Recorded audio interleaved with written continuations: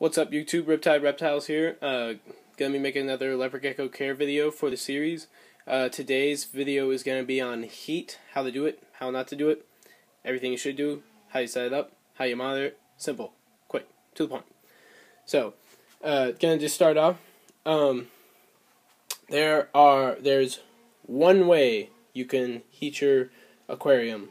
Look at that, I got little sausage fingers. Big hands, small fingers, I'm like a midget. But in my opinion, there's only one way to heat your leopard geckos. Some people think there's a different way, but it's not really. A lot of people like to use a light, like this. And they'll put it on top of the tank. So they say, oh, that's natural, so my leopard gecko can bask like they do in the wild. No, just like the sand thing. They don't live on sand. Leopard geckos during the day, they go down in burrows or in cracks and rocks and stuff, and they sleep, and it's warm in there, and they're getting belly heat. And so that's how they stimulate their digestive system, is directly warming up their stomach. A lot of daytime lizards heat it up by going in. They go out and bask during the day, and they get the sun on their back because they have little sensors like solar panels on their back that's where they pick up their heat, and they heat up using the sun and stimulate their digestive system. It's a case with leopard geckos. Theirs is directly on their stomach. They don't have those panels on their back, so they can't soak up the heat like they can. So you need to give them belly heat. All putting a light in there is going to do is just stress them out. They don't like that. It'll stress them out. They'll hide in most cases, so they won't get any heat. And I know there's some exceptions. You see some people, oh, he's got a light in there and he's best fun. Yeah, but it's not as common, and why risk it, you know? And they don't need the UVB from the light. They need all of that, all the calcium and stuff they get from the calcium you supplement them with. They don't get enough UVB in the wild to make a difference. So it doesn't really, you know. So, where was I? Come on. Oh, yeah. Okay, so now going on to the one way that you should heat them. With a heat pad. Belly heat. It's what you need. Okay, so what you want to do is, for like a 10-gallon aquarium, I have a big boy. You know, he's a big guy. He's in there in the cool hide. You can see his tail. But, yeah, you want to get a big enough heat pad to give them a nice little hot spot. So I've got a heat pad for a 20 to 30-gallon aquarium, actually, because in my opinion, the 10-gallon aquarium heat mat is a little small. So I got him the 20 to 30-gallon one. It takes up like from here to here. You know, a good little chunk of heat. And what you want to do is you want to place your hide directly over that, so he can get directly to the heat. And he can lay on and hide without being seen, so he feels nice and comfortable like he's in his burrow.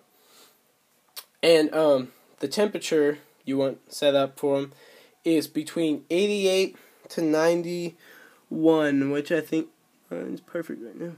Sometimes they like it a little hotter. Some geckos like 92, 93, but or I should say they'll tolerate it. But a lot of times they don't like it getting that hot. So 88 to 91 is good temperature for them. But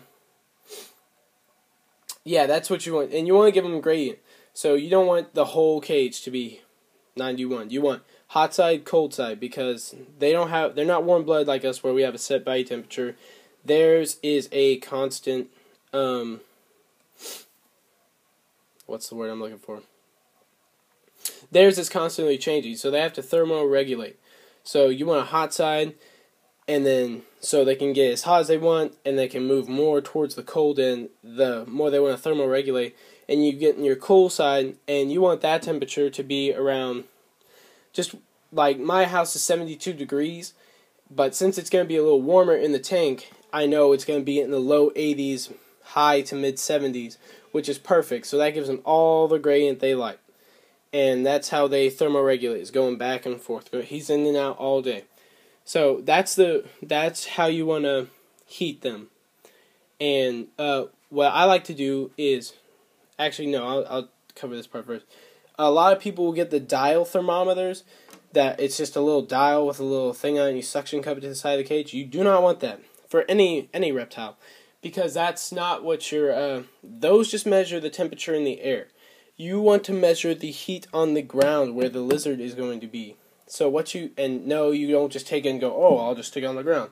That doesn't work either. You want to take it'll just measure the air. You want the surface temp. So what you do is you get yourself a thermometer like this, either a temp gun. Temp guns are most recommended because you can just spot, point, click anywhere. It shoots an infrared laser and you can get the temperature anywhere in the cage. But people do that, but then you gotta sit there and click it every time you want to measure the temperature, so I don't like that. So what you want to get, in my opinion, is a probe thermometer. And what you do is you just stick it to the side of your aquarium, take the probe, and stick it right somewhere in his hide over the heat mat. So you're measuring the exact surface temperature. You're getting the surface temperature of where he's going to be laying. And that's what you want your temperature to be. And that's how accurately measure to make sure he's getting proper heat. And if he's getting proper heat, he'll be eating, digesting, pooping. Everything will be happy-dory. That's the number one problem with people that own reptiles. They don't give them proper heat and do it the right way and monitor it the right way. So if you do that, you're set. That's all you gotta do. It's easy. But and another thing you can do is a lot of times your heat mat will get too hot for leopard geckos. So what you want to do is, a lot of people recommend going out and buying a thermostat, which you can get them from Spiral Box and stuff, and they're great, especially if you have a rack system, so you want to control a bunch of them. They're great. You hook them up to heat tape, But a lot of times for just one leopard gecko, sometimes the thermostat can cost more than the leopard gecko. So the poor man's version, what I think works just as effective, it acts just like a rheostat. It's way better. If you just got one or two to control the heat, is get a lamp dimmer from Lowe's for $7. Yeah, instead of a $100 thermostat for one leopard gecko that only costs you $50, you can get a $7 lamp dimmer. And what it is you just plug it. You just plug one end into the wall, plug the other end into the heat mat, and then hook up to this lamp dimmer. And what a lamp dimmer is, for most of y'all, you'd know if you saw it. The more you move it this way or that way, the more or less it dims your lights. You plug it into a lamp, it makes it low, romantic light. Bow, bow, bow. I've been feeling so lonely, baby. Or you can get high, bright light for when you're like on shrooms, like, whoa, bro. But, yeah, so that's how they work. You get one of those, hook it up, and what I did is I just marked this so I know, and so when people watch my reptiles for me, they know how to adjust it. But once you get it going, I haven't had to touch this thing in the longest time. But you just plug your heat mat in, and what you're going to do is you're going to stick your probe thermometer on there, and it's going to take a couple hours, sometimes a whole day, but just go back and forth in the settings, just move it up, down, a little bit, or less, or more, and to where it gets to the ideal temperature you want it to. And it should stay there as long as the AC in your house stays the same. If the AC in your house doesn't really fluctuate, you should hardly ever have to touch this. The fluctuation you'll get in your cage, it would just be like in nature. They'll have a little bit of temp flux. So but if that's all, it's the same as a thermostat. Don't even have to touch this thing hardly. But yeah, and just mark it, cool, minus, you move it up towards the cool, heat. That's how I have it marked. And yeah, that is way cheaper and less expensive, and it works just the same for my tanks, keeps them nice and at the perfect temperature. So yeah, po man's way to do it. But that's pretty much all there is to heat, guys. Don't use lights, stress them out. One thing some people do is they put a heat mat and a light, because they like the look of, some people when they go with a naturalistic setup, they do a light. If you're going to do that, I would get a nocturnal red, low watt heat bulb, so it's not really putting out heat because all the heat they're going to need is there, because you don't want the cage getting too hot. So, and you can just set down the top, and that way if you want that cool desert sun look, that's perfectly fine. If it's a red nocturnal heat light, it won't really stress them out, but it'll also give you nice, cave desert lighting.